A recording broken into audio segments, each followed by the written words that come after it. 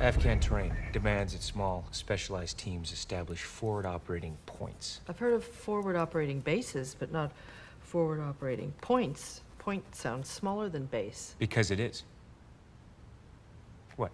Come on, say it. Sorry, no. I just, it also sounds like Pentagonese for bait. Janine, it's not like we're putting one or two guys on the mountain here.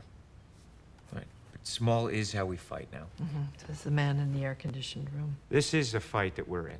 And unfortunately, civilizations do not sustain themselves through nonviolent response. What does that mean? Are you going to now forego diplomacy and State Department treaties? We were attacked. You do not respond to an attack with diplomacy. Bin Laden's idea of diplomacy is not filming the beheadings. Saddam violated 16 UN resolutions, and the UN responded by issuing 30-plus sternly worded statements condemning his behavior. All the while, France, China, and Russia continued to trade with Saddam under the table. And didn't we also arm Saddam in the 80s? But here we are now. Yes, here we are now. And don't you think it might be critical to examine how we got to this How point? and why is not the issue now.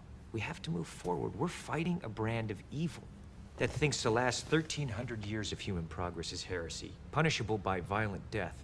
Now, if that's something that you don't feel should be wiped from the face of I the would like to see Bin Laden dead and gone as much as anybody, but I just don't understand how you cannot want to look at the past, not think it's critical. What is critical, what is relevant, is the implementation of a new strategy that will win this war. A war we cannot lose. But we're not winning it. Yet.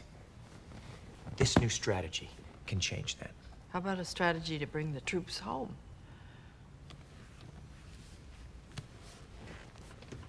So leave. That's not an option?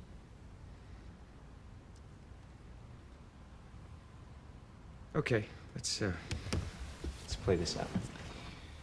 We walk, and Afghanistan reverts back to the Taliban. Only now the Taliban has metastasized into something infinitely more vicious and potent because they're now 2-0 versus superpowers. They butcher the people who helped us, who voted, who were stupid enough to put their faith in our word. So call it not only the end of hope for tens of millions of Afghans, but the end of American credibility, the end of America as a force for righteousness in the world. When did America And when we're forced to become- go back in a couple of years, and please quote me on this, we'll be squared off against a shattered Iraq, a hopeless Afghanistan, and a nuclear Iran. How many troops are we going to need then? I guarantee you'll be adding some zeros. Wait, may I speak freely?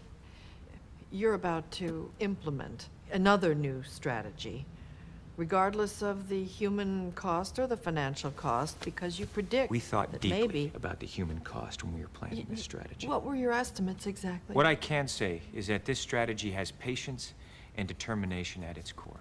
It ensures that it puts our fighting men in spots where they can face, fight, and kill the enemy, so that we can then go about rebuilding that country. And if it takes 10 years, that's how long we stay. We do whatever it takes. Whatever it takes. Whatever it takes. Then why did it take 3 years to up-armor our Humvees? They're up-armored now, at my constant urging. Add-ons don't provide the same protection, Senator, you know that. And why does the president insist on spending billions on subs and fighter planes that are completely useless in this kind of war? What do you think I'm working on? And why do we send 150,000 troops to a country that did not attack us, and 1/10 that number to the one that did? How many times are you people going to ask the same question? Till we get the answer. Okay. Here goes. Iraq was almost a first world country. Was is the operative tense. We took it quick because we had the numbers. Afghanistan was, is, and always will be the definition of rugged third world. Big numbers have bogged down there since before Alexander became the Great. We took Iraq? How did I miss that? Militarily, we did. We made mistakes. Colossal mistakes. That should never be forgotten. But 6 years ago, who could have known what to do or when to do it? After watching our jets fly into our buildings.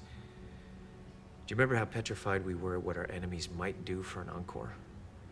And how all at once, everything was at risk. Families, friends, the kindergartens, the rivers and bridges, nuclear plants. Do you remember how terror colored that next morning in shades we'd never seen before?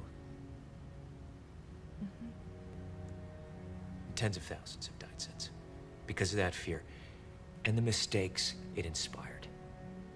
But the question I'm left with, the question that keeps me up at night, because I have to answer it, is what do we do now?